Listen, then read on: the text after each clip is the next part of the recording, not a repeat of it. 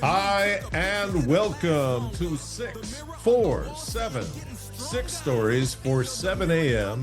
because there's a famine of truth in our land. And this is your quick news fix, and the truth starts now. Well, the Tapas bar is open, and it should be all hummus today, but we'll see what the three selections are. The first one has to do with Chicago. One day before the Illinois General Assembly fall voting veto session is scheduled to begin, one of the most powerful lawmakers in state history is headed to prison.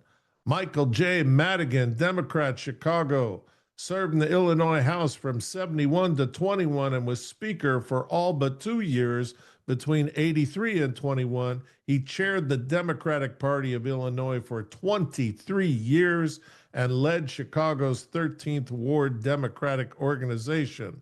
A federal judge sentenced Madigan to 7.5 years in prison and ordered him to pay a fine of $2.5 million earlier this year after a jury convicted the former speaker on 10 counts of bribery, conspiracy, wire fraud, and use of a facility to promote unlawful activity. Madigan has to report to prison 2 p.m. yesterday. All right. Love to see that.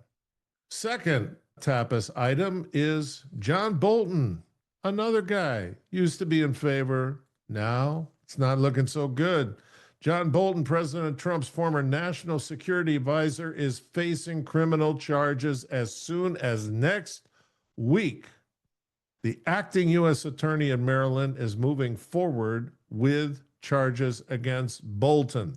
The case has been before a grand jury for several weeks, investigating whether Bolton improperly possessed classified national security information in his Maryland home.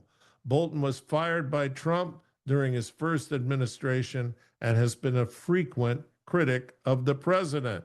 The FBI conducted a surprise raid on Bolton's home in Bethesda, Maryland on September 22nd in what was reported as a search for suspected classified records based on information from the CIA and approved by a federal judge. They did find a whole trove of classified information in his home behind a false wall, and good luck, Bolton. That's not going to go well.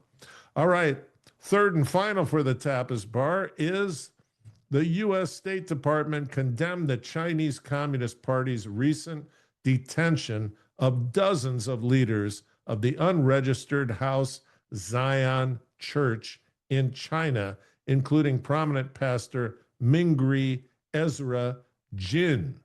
This crackdown further demonstrates how the CCP exercises hostility towards Christians who reject party interference in their faith and choose to worship at unregistered house churches. We call on the CCP to immediately release the detained church leaders and to allow all people of faith, including members of house churches, to engage in religious activities without fear of retribution. Good luck with that. All right, take two. Donald Trump, Middle Eastern leaders signed peace agreement in historic Egypt summit flanked by world leaders. Well, wow, this was the main event today. It sucked all the oxygen out of all the newsrooms. The legacy media was fit to be tied, trying to figure out how to not make this about Trump. But in actuality, it was all about Trump. So President Donald Trump and about 24 world leaders displayed robust unity at the Middle East peace signing ceremony regarding the first phase of a historic peace agreement between Israel and Hamas. Trump, along with Egyptian President Abdel Fattah el-Sisi, Emir of Qatar Tamim bin Hamad Al Thani, and Turkish President Recep Tayyip Erdogan, signed the documents in Sharm el-Sheikh hours after Trump gave a powerful speech to the Knesset in Tel Aviv. You notice all the other world leaders weren't included in this. This was Trump and the Arab leaders. The people behind me, meaning all those Arab leaders standing behind Trump, are the greatest leaders, most powerful leaders, the richest leaders, frankly, he said. Sometimes it's not politically correct to say that, but I'll say it. So Trump's making a point. Macron was there, not included. The Giorgia Meloni from Italy was there, not included. His buddy from England was there, not included. These folks don't have any skin in the game. They don't have any money to contribute. And this is all about rebuilding Gaza. So Trump says it's the biggest, most complicated deal ever. And everybody's happy about it. He says all of these Arab leaders want this. So let's hope so. And let's hope one other thing, right? We're talking about the Christians being persecuted in China. Christians are persecuted all across the Middle East, and their churches are destroyed, and there's beheadings and all kinds of things. Let's see whether or not our president can stand up for our faith in the midst of all of this wonderful hoopla. All right, take 3. Shiny hunters leak alleged data from Qantas, Vietnam Airlines, and 37 other firms. So October 3rd of this year, hackers claim to have stolen 989 million records from 39 major companies worldwide by exploiting a Salesforce vulnerability. The group demanded that Salesforce and the affected firms enter negotiations before October 10, warning that if their demands were ignored, they would at least release the entire data set. So the hackers, identifying themselves as Scattered Lapsus Hunters, a collective said to combine elements of Scattered Spider, Lapsus, and Shiny Hunters, have now published data allegedly belonging to 6 of the 39 companies. So these companies are Fujifilm, Gap Incorporated, Vietnam Airlines, Qantas Airlines, Albertsons companies.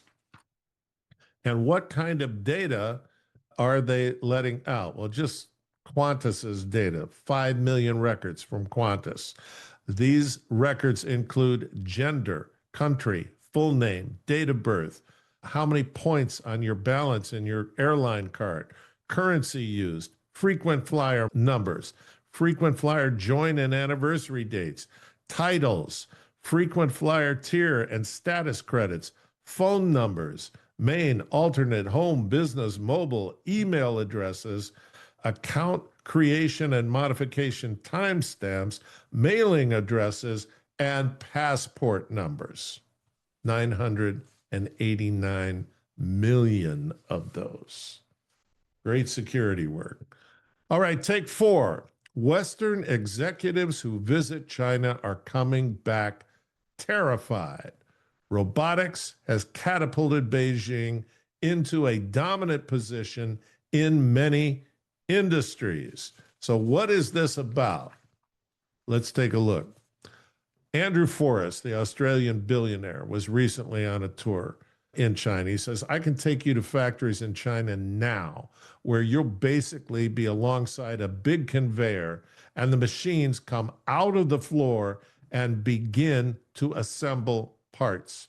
And you're walking alongside this giant conveyor, and after about 800 to 900 meters, you started with nothing and a finished truck drives out.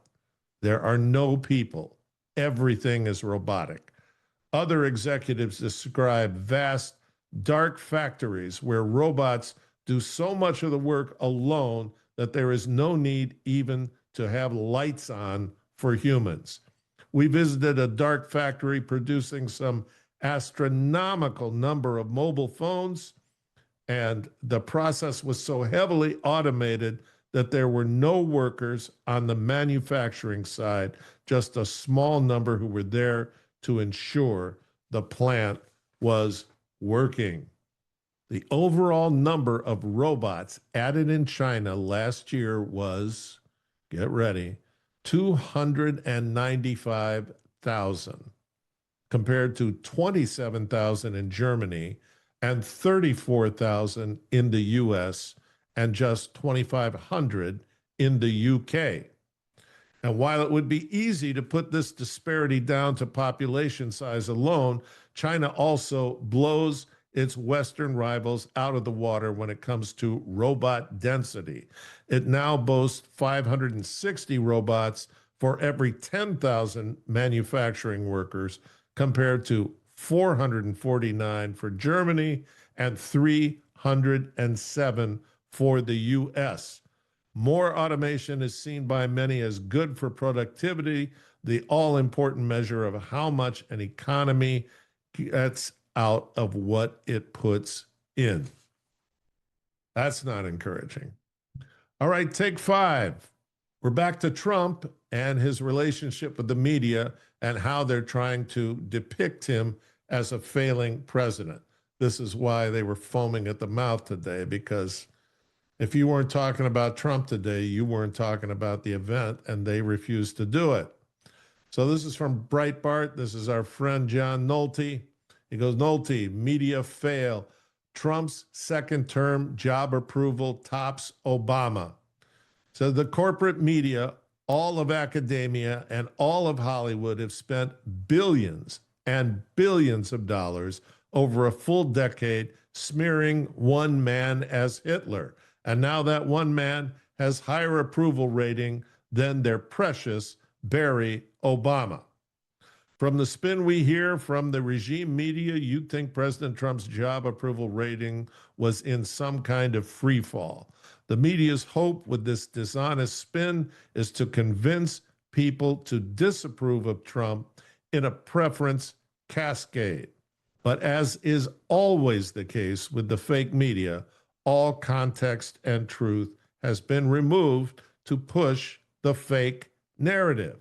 Every day, the invaluable folks over at Real Clear Politics track Trump's approval ratings and compare it to the approval ratings of former Presidents Barry Obama and George W. Bush at this exact time in their second terms. And wouldn't you know it, President Trump currently enjoys a higher average job approval number than both of his predecessors. As of today, Trump's average job approval rating is a pretty healthy 45.3. On this same day during the second term of Barry Obama, the average approval rating was 44.4. That's with all the media promoting him, as opposed to Trump, who has 98% of the media expressing negatives about him. And at this same point on October 13th, 2005, George W. Bush approval rating was 39.5. We now live in a world that was unthinkable just 10 years ago, one where the media have lost all of its influence to shape public opinion and shape the public conversation. What normal people are talking about is entirely different than what the fake news media is fixated on. Good job, everybody, for paying attention. All right, take 6. This is the Arms Advanced Reprobate Mind Study. This is a mass reprobate mind function. It is the Portland Naked Bike Ride, okay? And I look at the pictures so you don't have to, and I'm scarred. That's all I can tell you. I'm scarred from seeing this. So here we go. Protesters rallying against the Trump administration in Portland put the city's quirky and irreverent reputation on display Sunday by pedaling through the streets wearing absolutely nothing or close to it in an emergency edition of the annual World Naked Bike Ride. Who would even think of that? Only reprobates, only the broken-minded, right? And these are people who should never take their clothes off in public.